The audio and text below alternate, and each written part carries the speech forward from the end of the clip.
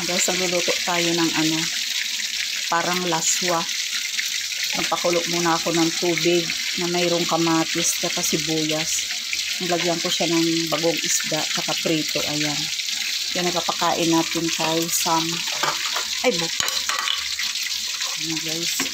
Tapos ilalagyan na natin itong ibang gulay.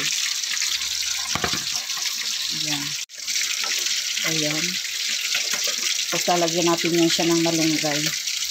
Masarap pala siya. Pangalawa ko palang beses itong niluto. Ayan. Laswa. Pakulo lang. Tapos mayroon tayo ditong tilapia. Ito ang partner natin. Sabi ko, dito ang lulutuin kong ulam sa kanya. Meron kami ulam, guys. Nilagay ko sa rep yung laing. So, bukas, baka napadalahan ko siya yung mga ano ko. Ayan.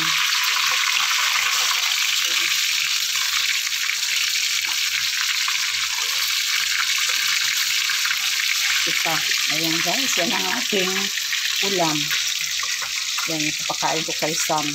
Laswa. Ayan. Nilagay na natin, guys, yung malunggay. Ayan. Actually, di ba may rama kinintanin na malunggay? O yan. Healthy yan siya, guys. Kung gusto kong masanay yung anak kong na bunso kasi nasanay din siya sa mga hindi healthy na pagkain. Kaya mahina din ang kanyang resistensya. Ayan. Laswa. May bagong isda at saka piniritong isda siya. Sarap siya. Sarap.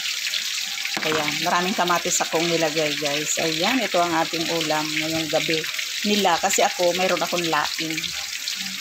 Ayan. Ang ating pinirito. Yan ang partner din yan. Nalaswa na yan. Ayan, guys. Thank you so much. Thank you so much for watching. Ayan. Ang butihing nanay na laging nasa kusina. Ayan, pinaka-priority ko talaga, guys, ang pagluluto. Ayan, maraming salamat.